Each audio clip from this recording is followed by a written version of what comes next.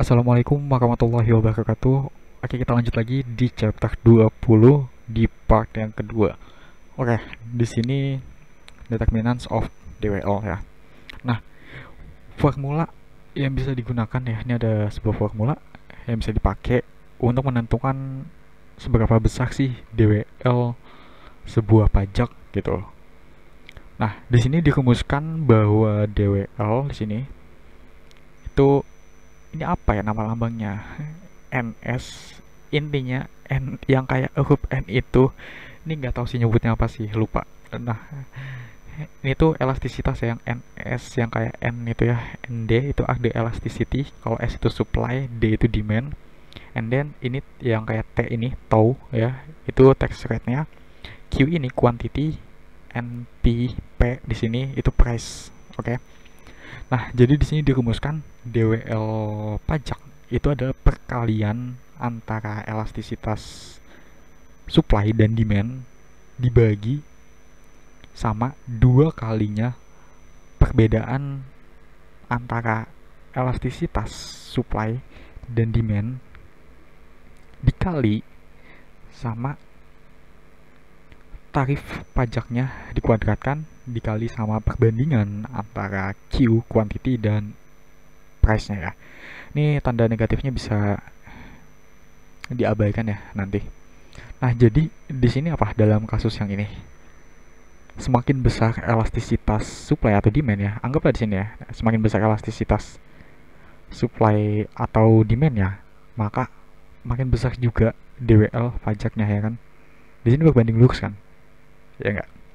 Nah, begitu pula ketika taunya ini naik, tax rate-nya naik, maka DWL juga akan semakin besar di sini, ya kan? Berbanding lurus kan yang ini kan. Nah, jadi di sini bisa disimpulkan bahwa besarnya DWL itu tuh akan berbanding lurus sama nilai elastisitas dari demand, supply, dan nilai daripada taunya, tax rate-nya. Nah, yang terakhir adalah di sini nanti perbandingan antara quantity and price-nya ya, kuantitas dan harganya. Jadi ya pada intinya di sini ya DWL itu akan berbanding lurus dengan nilai tax rate-nya ya. Makin tinggi tax rate-nya di sini, ya makin tinggi juga DWL-nya ya kan. Dan makin tinggi elastisitas supply or demand ya di sini makin tinggi juga DWL-nya gitu. Nah, yang kedua di sini DWL rises with the square of the tax. So marginal DWL rise with the tax rate. Oh, di sini. Ini yang tadi udah gue bilang ya. Jadi ini tuh DWL itu akan berbanding lurus dengan nilai tax rate-nya. Nah, makin tinggi tax rate-nya, maka makin tinggi pula DWL-nya. Atau bisa dibilang juga bahwa marginal DWL ya, ini ada marginal DWL. Ini marginal DWL. Itu akan marginal DWL-nya itu akan semakin tinggi. Itu. Marginal itu kan artinya ya marginal DWL, marginal itu kan artinya kan setiap penambahan kan. Jadi kalau sini yang namanya marginal DWL itu ya pertambahan DWL akibat penambahan tarif pajak per unitnya dari sebuah barang. Gitu ya. Oke, kita next. Ini marginal DWL rise with tax rate. Oke. Oh gini. Sebentar. Dari sini dulu ya, dari awal ya. Pelan-pelan. Nah, ini kondisi awal ketika tidak adanya pajak. Yaitu seperti biasa lah ya. Garis warna biru dari mana garis warna biru terus dengan titik potong di A. Di sini equilibriumnya dan supply-nya S1 dan demand-nya D1 di sini. Nah, kita next lagi. Oke, di sini ketika ada pajak sebesar 0,1 ya, maka akan meningkatkan supply-nya di sini dari S1 ke S2 ya. Kurva ini S-nya ini akan bergeser, bukan meningkatkan, akan bergeser dari titik S1 ke S2 ya ketika adanya pajak ini, pajak yang 0,1 ini ya, dia itu akan meningkatkan, bukan meningkatkan akan menggeser kurva supply ke sini ya, jadi S2 nantinya, sehingga terbentuk apa DWL ini. sama kayak tadi lah ya, nih biasa sama kayak tadi, DWL di area ABC, segitiga ABC di sini ya. Oke, next lagi. Nah, ketika pajaknya dinaikin lagi di sini ya, dinaikin sebesar 0,1 lagi, yang terjadi apa?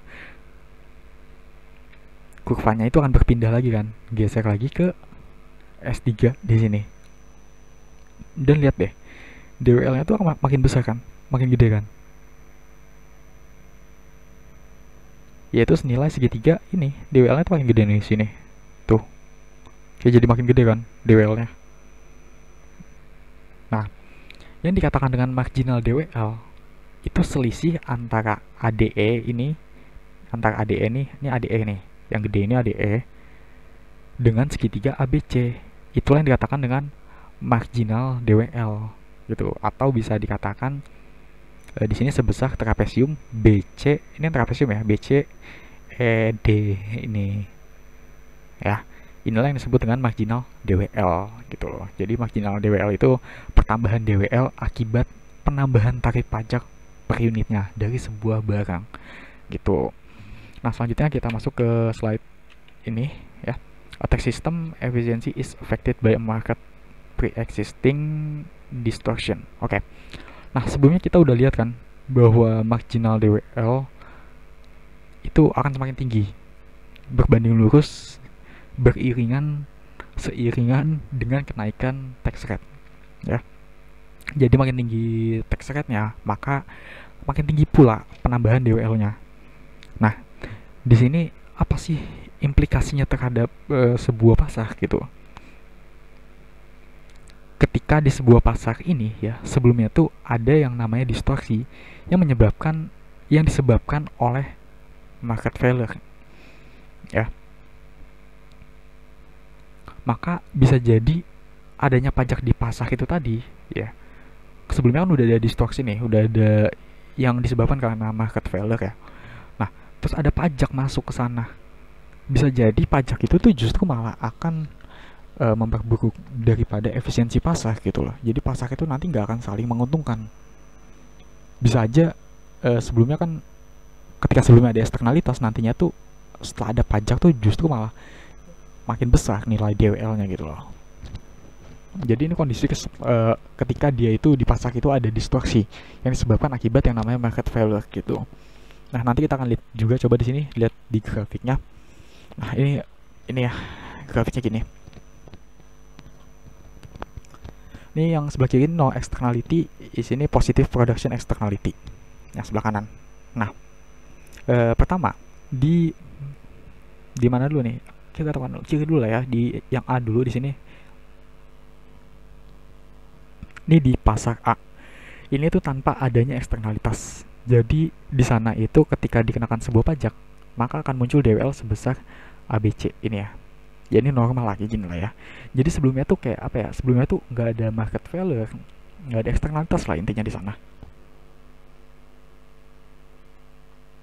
Tadi kan dikatakan market failure itu salah satu penyebab daripada distortion kan. Nah, di yang A ini, di sini tuh tanpa adanya distortion, tanpa adanya eksternalitas. Kayak ya keadaan normal aja lah. Jadi ketika dia dikenain pajak di sini ya, ketika dia dikenain pajak ya, DWL-nya sebesar ini aja, sebesar ini tok, sebesar ABC, sekecil ini gitu loh, DWL di sana. Nah, yang kedua, ini tuh ketika adanya eksternalitas, positive production externality. Ya di sini ketika ada eksternalitas, terus ada pajak masuk, DWL-nya bisa kalian lihat sendiri deh. Dia itu lebih gede kan di sini kan. DWL-nya lebih gede kan. Nah, itulah yang tadi dikatakan di awal gitu. Jadi ketika sebuah pasar itu sebelumnya udah ada eksternalitas di sana, nanti setelah adanya pajak, setelah pajak masuk ke sana itu malah justru bisa aja malah makin besar nilai DWL-nya dibanding ketika nggak ada pajak masuk gitu loh. Nah, oke, yang kedua ini, yang B ini sedikit penjelasan dulu. Nah, ini kan kondisi dimana ketika pasar itu punya distorsi atau punya eksternalitas. Nah, di sini dicontohkan bahwa pasar yang memiliki eksternalitas produksi positif ya. Jadi ketika sebelum adanya pajak nih ya, seperti biasa sebelum ada pajak di garis warna biru ya ini ya. ketika sebelum adanya pajak, nilai DWL yang terjadi itu sebesar DEF ya, sebesar ini DEF. Oke. Jadi di kondisi ini, ini udah ada pajak. Iya, ini sebelum ada pajak, sebelum ada pajak. Ini sebelum ada pajak ya, sebelum ada pajak ya. Di sini kan yang bisa ningkatin kurva, yang bikin DWL ini kan effect of externality kan nih, karena adanya ini meningkat, karena adanya effect of externality, maka dia di sini menyebabkan DWL kan. Asal mulanya sebelum ada pajak tuh udah ada DWL gitu loh di sini, gitu ya di sini. Oke, pahamnya sampai sini. Nah, sebelum ada pajak kan DWL kan sebesar itu doang. Nah, jadi di sini tuh kondisinya tuh SMC itu lebih rendah kan daripada PMC ya. Atau bisa dikatakan ada marginal benefit sebesar selisih antara PMC dan SMC. Jadi ketika sebelum ada pajak sudah ada DWL tuh di area sebesar DEF ini. Ini sebelum ada pajak. Nah, dan setelah dikasih pajak di sini ya, nih ya di sini setelah ada pajak, bukan dikasih pajak, setelah adanya pajak, yang terjadi PMC-nya ini bergeser nih ke atas sini gitu loh. Dia geser menjadi PMC2 di sana. Sekarang nilai DWL-nya itu sebesar DIGH. Ya di sini ya. Makin gede kan. Dimana perubahan DWL-nya itu sebesar EFHG kan. Perubahan DWL-nya kan. Tadinya cuma sekotak ini doang nih yang warna merah nih. Jadi sebesar ini. Jadi ada penambahan sebesar EFHG kan. Ya enggak? Dan ini jauh lebih besar daripada nilai DWL sebelumnya. Soalnya nilai DWL sebelumnya itu cuma segini gitu loh. Sedangkan penambahannya itu sebesar ini gitu. Jadi bisa dikatakan bahwa di sini tuh sebelum ada pajak itu ya, dan di pasar itu ada market failure, maka artinya pajak tadi itu justru malah memperbesar DWL melalui ya besaran atau tambahan DWL itu yang jauh lebih besar dibanding nilai DWL sebelum atau sebelum ketika adanya pajak gitu. Nah, progressive tax system can be less efficient. Oke. Nah, di sini ya kita lihat bahwa DWL itu kan tadi kan akan naikkan seiring dengan penambahan tarif pajak. Nah, artinya di sini tuh bisa dikatakan juga bahwa ketika ada yang namanya sistem pajak yang progresif, maka tentunya sistem pajak tadi bisa dikatakan kurang efisien. Ya enggak? Kan tadi kan itu kan DWL itu akan naik ketika tarif pajaknya makin tinggi kan. Progresif itu apa? Makin besar pendapatan kita, maka pajak yang dikenakan juga akan semakin besar, ya kan? Nah, jadi ketika ada namanya sistem pajak progresif, ya, sistemnya itu tadi itu bisa dibilang kurang efisien, ya. Di sini juga dikatakan bahwa progressive tax system can be less efficient than proportional ones, ya. Jadi lebih baik di sini tuh yang proporsional tarif pajaknya, lebih efisien proporsional dibandingkan progresif. Kenapa? Karena dengan adanya progressive tax ya, itu akan ada beberapa individu yang dikenakan pajak jauh lebih besarnya. Ya khususnya di sana yang penghasilan tinggi kan. Soalnya progresif itu kan ketika penghasilannya makin tinggi, maka pajaknya juga makin besar kan. Maka nanti DWL-nya itu akan lebih besar ya kan dibandingkan ketika pajaknya merupakan pajak proporsional di sini, proporsional. Jadi kalau proporsional itu kan dikenain sama kan, jadi enggak, jadi apa ya? Ya akan lebih adil, sehingga bukan lebih adil juga sih. Di sini bukan bahas tentang keadilan. Jadi akan lebih itu DWL-nya akan lebih kecil dibandingkan ketika itu sistem pajak itu progresif. Di sini nggak bahas keadilan ya, belum bahas keadilan di sini. Nah, contohnya di sini, misal di sini, suppose there are two people ya, disediakan di sana ada dua orang, one with wage of $10 per hour and one with a wage of $20 per hour. Nah, jadi di sini tuh misalnya ada dua orang di sini. Yang pertama itu penghasilannya 10, yang kedua itu penghasilannya 20. Ini per jamnya ya. Jadi anggaplah yang penghasilan 10 ini penghasilan yang rendah, kecil ya. Yang 20 ini penghasilan yang tinggi ya. Oke. Nah, ketika ada kenaikan penghasilan sebesar 10%, workbot a 10% rise in wage. Ketika ada kenaikan penghasilan sebesar 10%, maka mereka ini akan merespon juga jumlah jam kerjanya sebesar 10%.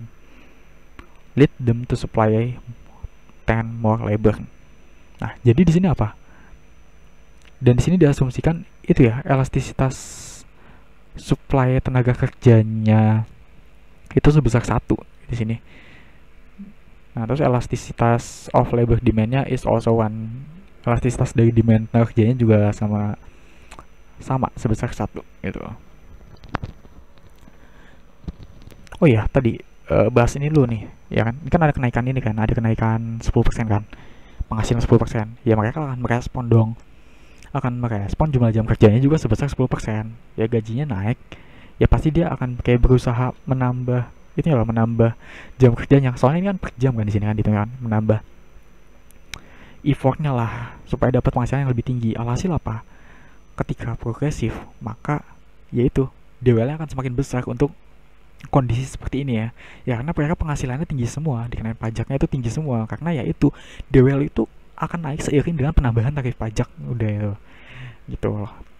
Nah, di sini bisa kita lihat progressive tax system can be less efficient ya. Jadi progresif itu kurang efisien.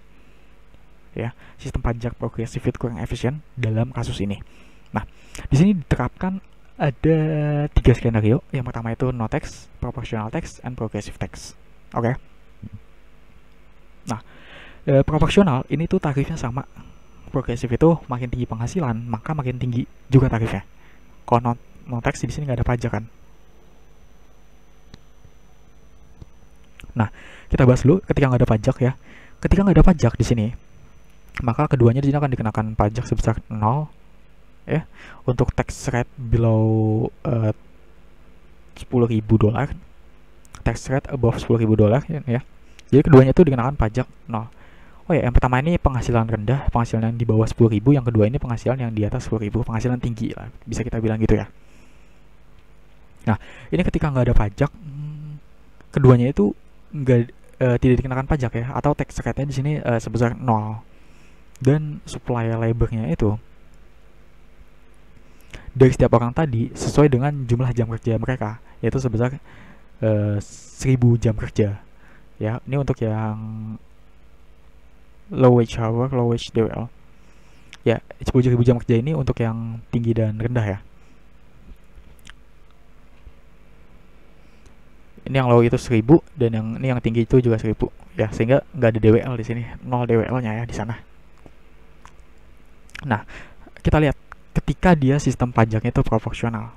Nah, proporsional itu artinya dikenakan sama. Penghasilan tinggi maupun penghasilan rendah itu dikenakan sama. Nah, di sini itu 20% masing-masing ya. Baik yang penghasilannya ini yang atas itu yang rendah, yang bawah itu yang tinggi ya. Yang bawah itu sama juga 20% yang tingginya. Nah, di sini mereka akan mengurangi supply labornya, di mana mereka yang berpenghasilan rendah itu akan menurunkan supply labornya menjadi 864, tadinya 1.000 kan. Jadi di sini tuh bisa dihitung nih nilai DWL-nya kan. DWL-nya yang untuk yang low income itu sebesar di sini $115 ya, $7. Dan yang high income ini sebesar 231,4. Nah, ini ini high wage hour-nya dia penghasilan tinggi sama penghasilan rendah sama-sama turun ya menjadi 864. Nah, tapi DWL-nya di sini berbeda. Yang low wage DWL ini 115, yang high wage DWL ini 231. Nah, atau bisa dikatakan total DWL-nya ini, kalau di total ya DWL-nya ini sebesar ini ya 347,1. Nah, kita lihat yang progressive tax. Yang progressive tax ini ya, ini untuk yang penghasilan rendah itu dikenakan pajaknya itu 0%, untuk penghasilan tinggi dia dikenakan pajak 60% di sini. Oke. Ini yang di atas $10.000, yang atas ini di bawah $10.000.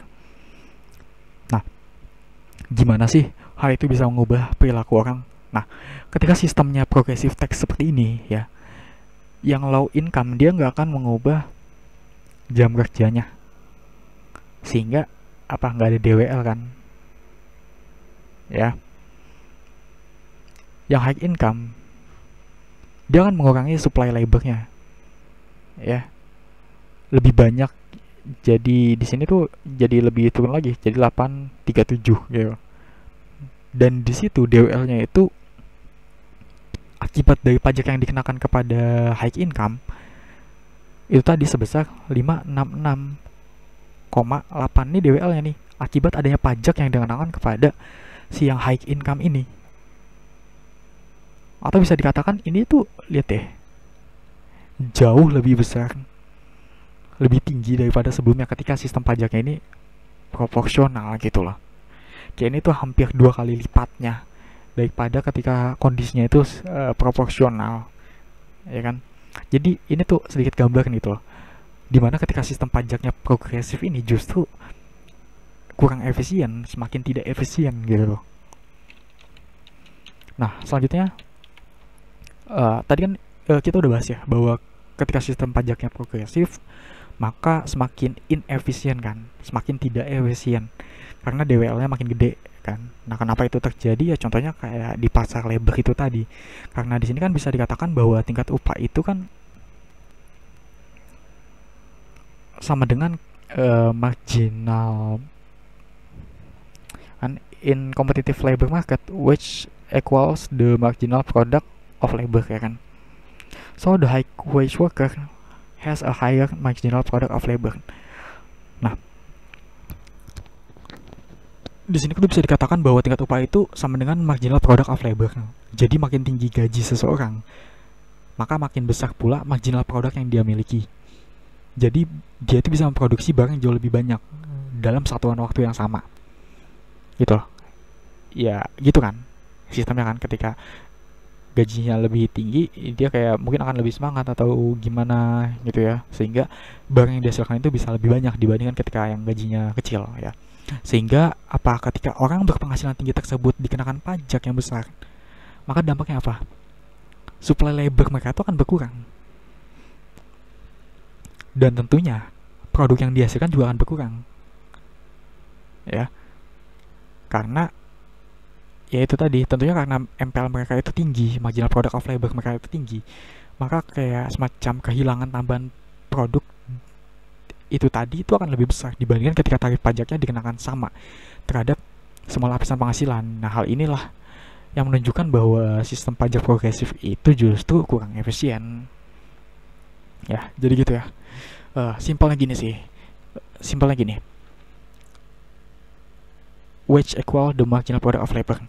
Wage, gaji, tingkat upah itu makin tinggi gaji, maka orang bisa memproduksi barang jauh lebih banyak kan dalam satu waktu yang sama. Nah ketika dia dikenakan pajak yang lebih besar atas gajinya yang gede itu, maka apa? Dia itu akan mengurangi supply labornya kan. Dia itu akan mengurangi apa ya, kayak ya buat apa kerja kayak banyak-banyak, pajaknya tuh makin gede juga gitu. Mungkin mereka tuh akan berpikiran seperti itu gitu loh. Alhasil apa? Dia menurunkan jam kerjanya, alhasil apa? Tambahan produknya itu apa ya, akan hilang kan. Ya produksinya itu akan jadi lebih sedikit. Ya anggapnya gitu ya, anggapnya produksinya itu akan jadi lebih sedikit. Ya sehingga itu tadi kurang efisien dalam sistem progresif ini gitu loh. Jadi gitu ya. Nah, selanjutnya di sini progressive tax system can be less efficient. Oke. Nah, di sini digambarkan gimana sih hal itu tuh bisa terjadi gitu loh. Nah, sebelumnya itu kan ada sistem pajak proporsional yang mana besarnya DWL yang dihasilkan untuk low wage worker ya adalah sebesar di sini ABC kan. Nah sementara untuk yang high wage worker, nah itu tuh DWL-nya segini, sebesar ini DEF. Ini ketika sistem pajaknya proporsional ya. Ketika sistem pajaknya proporsional itu tuh untuk low wage worker itu DWL-nya segini ya, dan high wage worker itu sebesar segini. Ya emang yang high wage worker ini dia lebih gede ya sesuai dengan perhitungan yang tadi ini. Nah ya di sini lebih gede kan DWL-nya kan. Nih, ya ketika proporsional ini proporsional kan nih. Proporsional DWL-nya lebih gede kan untuk yang high wage dibandingkan dengan yang low wage yang pendapatannya lebih kecil, ya. Ini ketika sistem pajaknya proporsional. Tapi ketika sistem pajaknya jadi progresif, maka low wage worker itu nggak kena pajak di sini, nggak dapat pajak karena penghasilannya kecil. Ya kayak tadi di yang tadi perhitungan itu tadi itu 0% kan kalau di sana kan. Maka DWL-nya ini akan hilang. DWL-nya ini akan hilang. Ya, itu akan hilang. Sementara yang high wage worker itu akan dapat tambahan DWL sebesar ini. EF, IG sebesar trapesium ini. Jadi dia makin gede gitu loh DWL-nya. Jauh lebih besar ya, sekitar 2 kali lipat nih mungkin ya daripada sebelumnya ketika sistem pajaknya itu proporsional. Itulah kenapa sistem progresif itu malah bikin DWL yang jauh lebih jadi lebih tinggi ya gitu ya.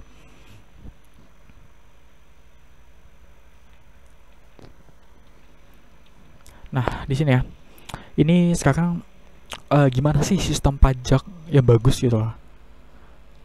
Nah, salah satu yang bisa dipertimbangkan adalah dengan melakukan yang namanya smoothing. Smoothing tax rate ya di sini. Jadi daripada pemerintah ngasih pajak yang tinggi atau rendah dalam satu waktu ya, akan lebih baik ketika pemerintah memberikan tarif yang cenderung konstan gitu loh. Konstan dari waktu ke waktu. Daripada kena pajak yang tinggi atau rendah gitu, jadi ya lebih baik smoothing. Dari waktu ke waktu itu kayak konstan gitu loh ngasih tarif pajaknya gitu loh, karena ketika ada perubahan tarif pajak yang cukup signifikan gitu loh, dalam sebuah periode gitu, maka nantinya tuh akan ujung-ujungnya ya DWL-nya tuh makin tinggi sesuai yang di awal tadi ya, tarif pajaknya makin tinggi DWL-nya tinggi kan itu. Jadi lebih baik ya smooth aja gitu, jangan jangan kayak langsung melonjak tinggi banget gitu, smooth kayak konstan, atau kalau bisa ya segitu-segitu aja gitu loh. Ya intinya itu tadi sih, sebaiknya ya sistem pajak yang bagus itu ya ini tax smoothing tax rate gitu loh, beri tarif yang konstan dari waktu ke waktu. Jadi apa ya, kayak semakin kan tadi kan ketika ada perubahan tarif pajak yang cukup signifikan ya dalam suatu periode, misal kayak langsung lonjak tinggi banget, maka DWL itu kan akan makin tinggi kan yang dihasilkan dari pengenaan pajak tersebut dibandingkan ketika dia itu konstan, dibandingkan ketika dia itu smoothing gitu. Jadi semakin besar perubahannya, maka makin besar pula DWL yang dihasilkan. Jadi lebih baik ya tarif pajaknya itu yang smooth aja, yang konstan.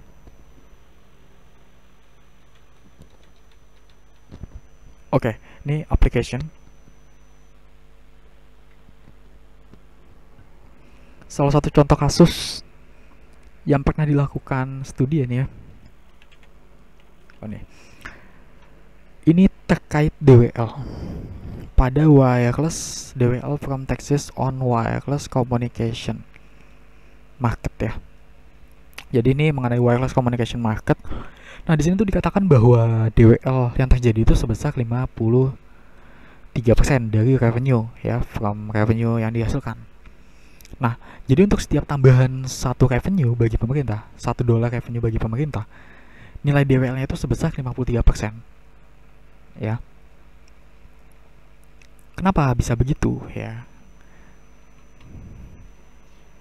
Kenapa? Jadi di sini di bawah itu ada 3 alasan ya. Di bawahnya ada 3 for 3 reason. Nah, yang pertama di sini karena demand dari wireless communication ini cukup elastis. Ini asumsinya di sana tuh elastis ya. Ya demand, bukan asumsi sih, ini tuh udah studi, udah kenyataan ya, di sana tuh elastis.